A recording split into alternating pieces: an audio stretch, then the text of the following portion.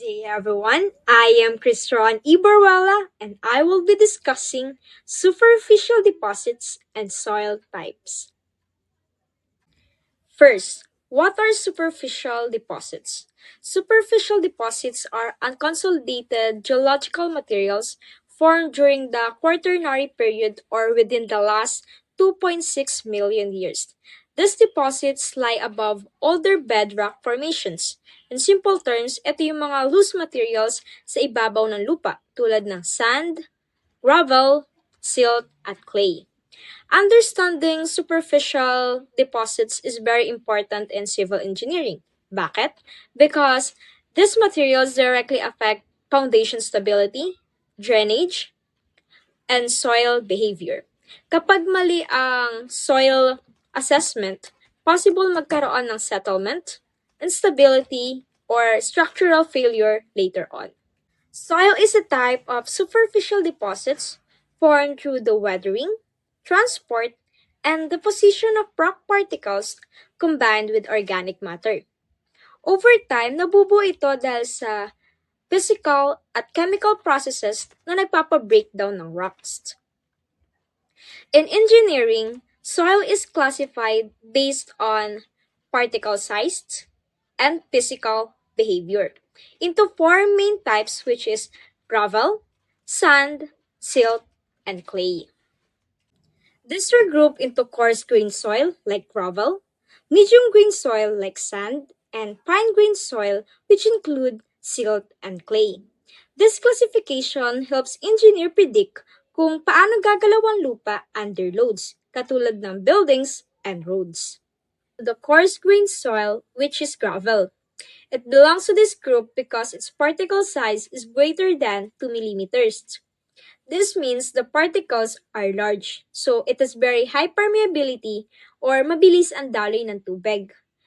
It also has high bearing capacity, meaning kaya nitong mag-support ng heavy loads. And low compressibility, meaning it does not compress easily under pressure. However, it has poor cohesion, or in simple terms, hindi masyadong nagdidikit ang particles. Because of these properties, gravel is used in road bases, foundation layers, drainage systems, and as an aggregate in concrete. Next is sand.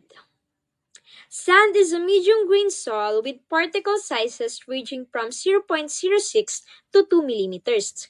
Sand has moderate to high permeability, low cohesion, and low plasticity. Ano nga ba ang plasticity? Plasticity is the ability of soil to change shape without cracking.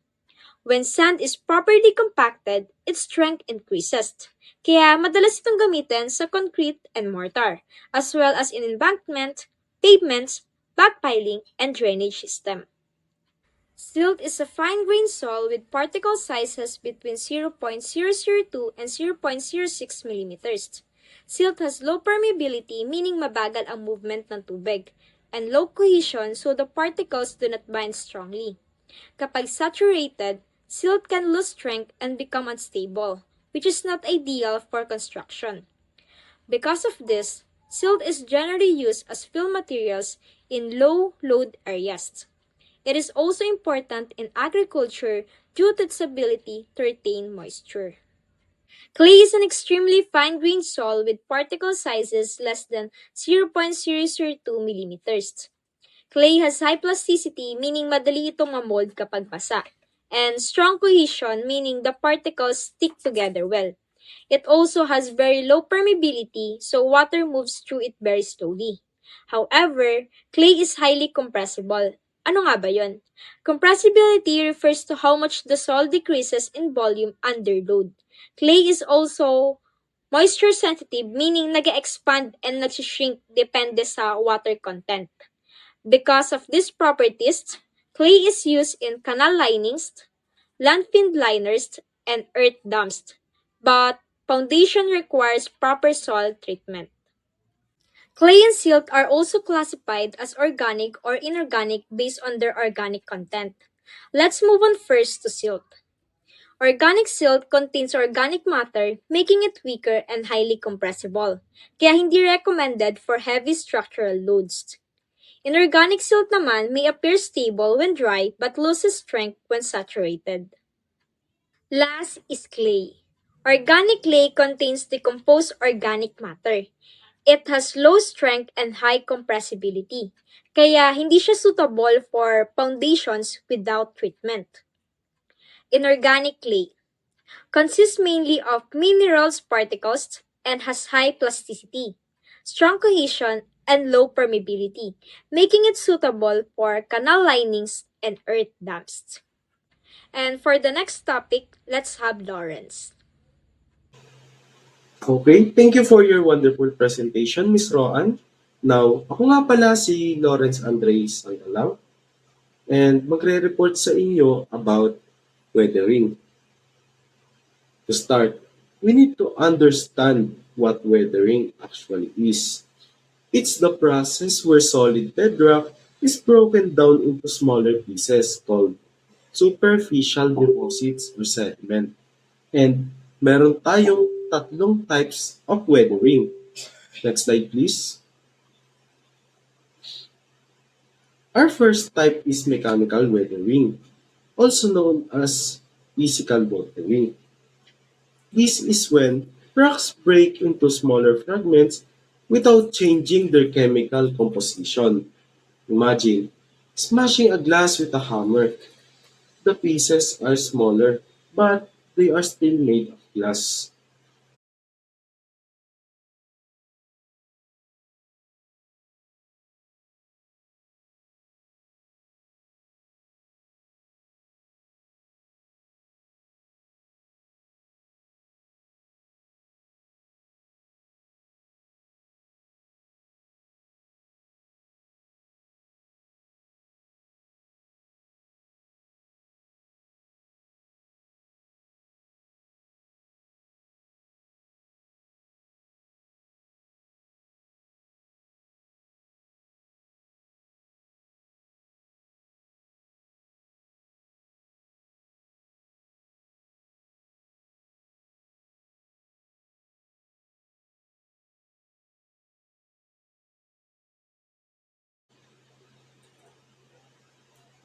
Next, we move to chemical weathering.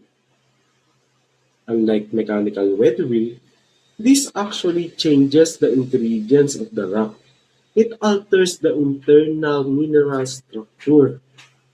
One process you've all seen is oxidation. This is when oxygen reacts with the iron in the rock to form rust. It makes the rock red and brittle. Then, we have carbonation and hydrolysis. Carbonation happens when rainwater mixes with the CO2 to form a weak acid. This acid dissolves limestone, creating caves. Recent geochemical analysis from 2025 by Wang confirmed that this creates very sharp boundaries between the soil and bedrock. Hydrolysis and when water turns hard minerals like feldspar into soft clay. This is actually crucial for our planet because, as noted by Vian et al., this process helps trap carbon dioxide from the atmosphere. We also see hydration, where minerals absorb water physically as well, and solution, where minerals like salt just dissolve completely and wash away. Next slide, please. Now, what happens when living things get involved? And that's what we call biological weathering. This is unique because it's a mixture of both physical and chemical processes. Physically, we have root wedging. As trees grows, the roots penetrate cracks in the rock. As the roots get thicker, they exert massive pressure that splits the rock open. Chemically, we have a process called chelation. Organisms like lichens and mosses releases organic acids that eat away at the rock surface to get nutrients. A study by Finlay in 2020 described this as biological mining, where the plants are literally dissolving the rock to feed themselves. And we can't forget bioturbation. This is when animals like worms and ants mix the soil, bringing fresh rock to the surface so the weather can get to it. Next slide, please. Finally, we have the influence of climate. It is important to note that climate is not a type of weathering. It is the master variable that controls everything else. It dictates which type of weathering happens and how fast it happens. In tropical climates, where it's hot and wet, chemical weathering dominates. The heat and water speed up the reactions, creating deep, clay-rich soils. In arid or polar climates, there is not enough liquid water for chemical reactions. So, mechanical weathering takes over, like freeze-thaw cycles in the Arctic or heat stress in the desert. Recent research by Nordling in 2025 has even shown that climate variability, like extreme rainfall events due to global warming, is accelerating these weathering rates, even in places we would not expect. Essentially, the warmer and wetter the climate, the faster our rocks turn into soil. And that's it for my report. Next slide na po tayo and mapupunta naman po ito para kay Mr. Hardy. So now, let's talk about residual soils. So basically, residual soils are soils that develop in place from the weathering of parent rock and remain at the location of their formation. So unlike transported soils, residual soils are not moved by agents such as water, wind, ice, or gravity. Their properties depend largely on climate, vegetation, parent material, topography, and time. So based on this influence of these factors, residual soils are classified into zonal soils, azonal soils, and interzonal soils. So first, we have zonal soils. Zonal soils are mature and well-developed soils formed mainly under the influence of climate and natural vegetation. These soils show well-defined soil horizons and reflect the climate conditions of the region in which they develop. Climate plays a dominant role in controlling the rate of weathering, organic matter accumulation, and leaching processes in zonal soils. So examples of zonal soils include desert soils, clay soils, chestnut soils, Chernozem soils, laterite soils, soils, brown earths, and tundra soils. Desert soils develop in arid regions with very low rainfall and high evaporation, resulting in the accumulation of salts. Chernozem soils are found in grassland regions and are highly fertile due to their high humus content. Laterite soils form in hot and humid tropical regions where intense rainfall leads to heavy leaching of minerals, leaving behind iron and aluminum oxides. Podzol develop in cold temperate climates under coniferous forests and are acidic with strong leaching, while tundra soils occur in extremely cold regions and exhibit very low soil formation. So next, azonal soils. Azonal soils are immature soils that lack well-developed horizons. These soils are mainly influenced by parent material and recent deposition or erosion processes rather than by climate or vegetation. Because of their young age, azonal soils show little profile development. So common types of azonal soils include litosols, rigosols, and alluvial soils. Litosols are thin, shallow soils found over hard rock surfaces and steep slopes. Rigosols consist mainly of loose, sandy material and are commonly found in deserts and sand dunes. Alluvial soils are formed by the deposition of sediments transported by rivers and are typically found in floodplains and river valleys. These soils are generally fertile and highly suitable for agriculture due to their rich mineral content. And lastly, intrazonal soils. Intrazonal soils are well-developed soils whose characteristics are influenced mainly by local environment factors such as parent material, drainage conditions, and topography, rather than by climate. These local factors modify the normal soil forming processes, resulting in distinctive soil properties. So major types of intrazonal soils include saline and alkaline soils, Ranzima soils, and bog or marsh soils. Saline and alkaline soils develop in arid and semi-arid regions where evaporation exceeds precipitation, causing the accumulation of salts and resulting in high soil pH. Ranzina soils form over limestone bedrock and are typically shallow, dark-colored, and rich in calcium carbonate.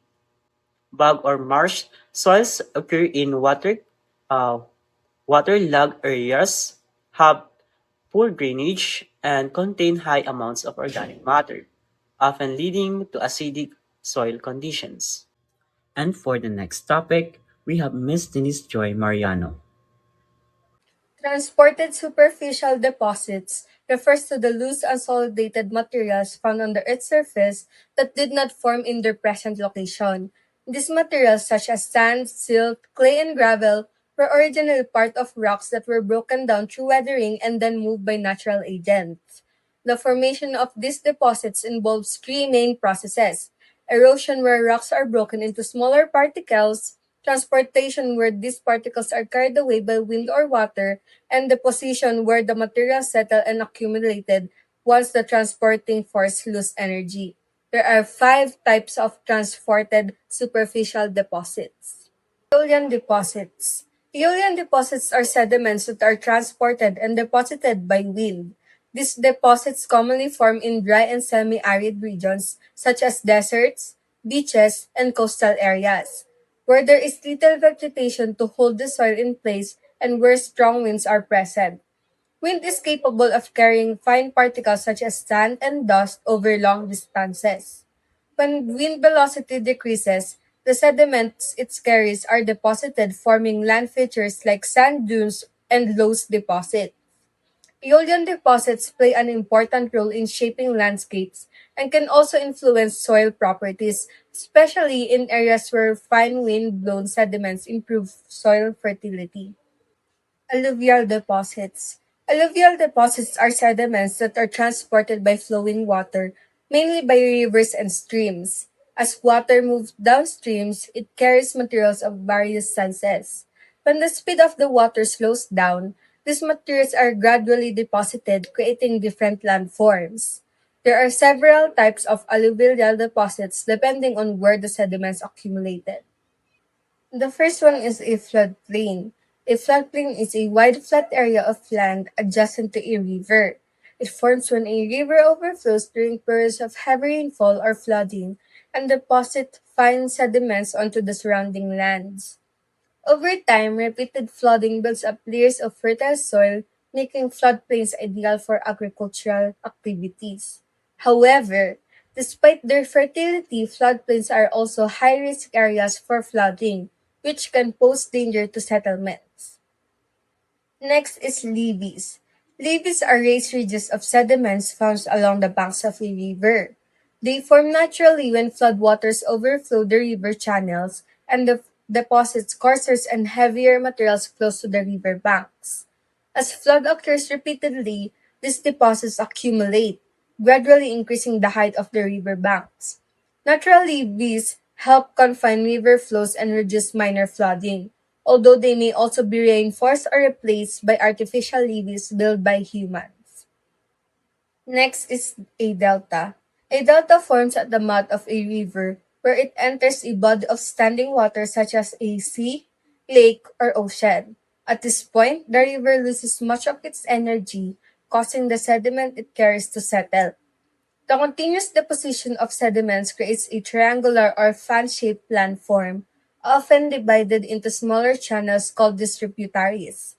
Deltas are usually nutrient-rich and fertile, which is why many major civilizations and agricultural regions have developed in delta areas. The last is alluvial fan.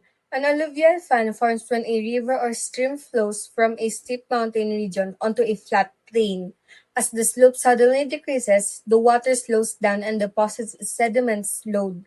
The sediments spread outward in a fan-shaped pattern with coarser materials near the source and finer materials farther away. Alluvial fans are commonly found at the base of the mountain ranges. The last three types of transported superficial deposits will be discussed by JP. Good morning, everyone. My name is John Paul Revoltar, and let's continue the discussion with glacial deposits. Glacial deposits refer to the rocks, soil, and sediments that are transported and eventually left behind by glaciers. A glacier is a large mass of ice that moves very slowly due to gravity. Even though mabagal ang galaw nito, sobrang lakas ng epekto niya sa landscape. As glaciers move, they scrape, pluck, and grind the surface beneath them. Parang giant sand scraper ang glacier. Kinakaskas niya ang lupa at bato. All the materials it picks up are carried along until the glacier melts, slows down, or stops, and that's when deposition happens. There are two major types of glacier deposits. The first one is till. Till is made up of unsorted sediments, meaning halo-halo ang sizes. May malalaking bato, gravel, sand, at clay lahat magkakasama. Walang layers, and it is deposited directly by the ice, not by water. That's why magulo ang itsura niya. The second type is stratified drift. This deposit is formed by meltwater from glaciers. Glacial deposits are very important because they help scientists reconstruct past climates. If we see glacial deposits in a certain area, it means that region was once cold enough to support glaciers. This gives us strong evidence of ice age that happens thousands of years ago. For example, in North America and parts of Europe, large glaciers once covered the land. When they retreated, they left behind features like moraines, outwash plains, and glacial valleys. Until now, these features still control the shape of the land. Glacial deposits also influence soil fertility and land use. Some areas with glacial sediments became good agricultural lands while others became rocky and difficult to develop. So hanggang ngayon, may epekto pa rin sila sa human activities. Next, let's move on to gravity-transported soil. Gravity-transported soil refers to soil and rock materials that move downhill solely due to gravity. Unlike rivers, glaciers, or wind, this process usually happens on slopes such as hillsides, mountains, and cliffs. The movement can be very slow or very fast depending on the conditions. One example is soil creep.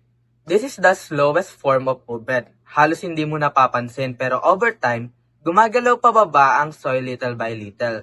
Makikita ito kapag ang mga poste, puno o pader ay bahagyang nakatagilid. Another example is slumping, where a mass of soil moves downward in a curved motion. This usually happens when the soil becomes saturated with water, making it heavy and unstable. The most dangerous form is landslide. Landslides occur suddenly and move very fast, often triggered by heavy rainfall, earthquakes, or volcano activity. Dito nangyayari ang maraming disasters, lalo na sa mga mabubundok na area. Gravity-transported soils are usually poorly sorted and the rocks are often angular, meaning matatalim pa ang edges because they haven't been transported far. Now, let's talk about lacustrine deposits. Lacustrine deposits are sediments that form in lakes. These sediments accumulate at the bottom, edges, or deltas of a lake. Since lake water is usually calm, the sediments settle slowly and gently. These materials take a long time to settle, kaya bagay na bagay ang still water environment ng lake. Over time, these sediments form thin layers called laminations or varves. Each layer can represent a season or a year. Example, a lighter layer might represent summer deposition, while a darker layer represents winter. Because of this, Lacustrine deposits are very valuable in studying climate history. Scientists can analyze the layers to determine past rainfall, temperature changes, and even volcanic eruptions. Parang timeline ng Earth's environment changes. Lacustrine deposits also affect soil properties around lakes. Some are rich in organic material, while others can cause poor drainage, which is important to consider for agricultural and construction. Let me give you an example. Let's say an oxbow lake. An oxbow lake forms from a meandering river. Over time, erosion happens on the outer bends of the river, while deposition occurs on the inner bends. As the bends grow closer, the river eventually cuts through, creating a shorter and straighter path. The abandoned bend becomes